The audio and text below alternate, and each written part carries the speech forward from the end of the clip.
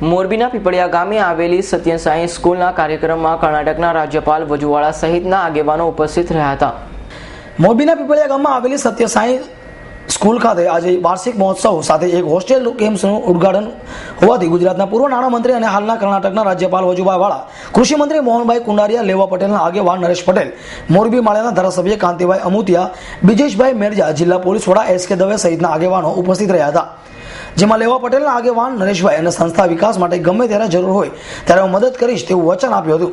જ્યારે રાજ્યપાલ વજુભાઈ વાળાએ બેટી બચાવોથી આગળ વધીને તેઓના વિકાસ થવો જોઈએ તેમજ વજુભાઈ ભગવાનના કારણે પણ વાત ખોટી ન હોવાનું જણાવ્યું હતું। દરેક લોકોએ પોતાના વેદ વિશે જણાવવું જોઈએ।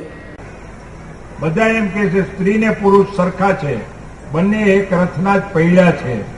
હું કહું ના, આપણી સંસ્કૃતિમાં કહ્યું છે યત્ર નારી પૂજનતે તત્ર દેવા વસંતે। જ્યાં નારીની પૂજા થાય છે ત્યાં દેવોનો વસવાટ થાય છે। એટલા જ માટે ગુજરાત ગવર્મેન્ટે કહે છે ને, બેટી બચાવો બેટી પઢાવો।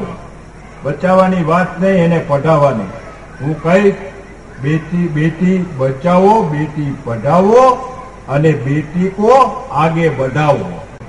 અત્યારે બધા કહે છે ને કે ભગવાકરણની વાત કરે છે, આ કરે। હું કહું ભગવાકરણમાં ખોટું શું છે? આપણા 4 વેદોની વાત કરી તો એ વેદોનો અભ્યાસ કરવો એમાં ખોટું છે?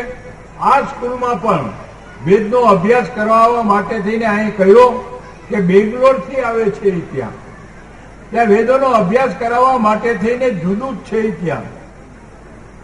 આજે સંસ્કૃત યુનિવર્સિટી ત્યાં છે, મહિલાઓની યુનિવર્સિટી છે, યોગોની યુનિવર્સિટી છે, મ્યુઝિયમની યુનિવર્સિટી છે।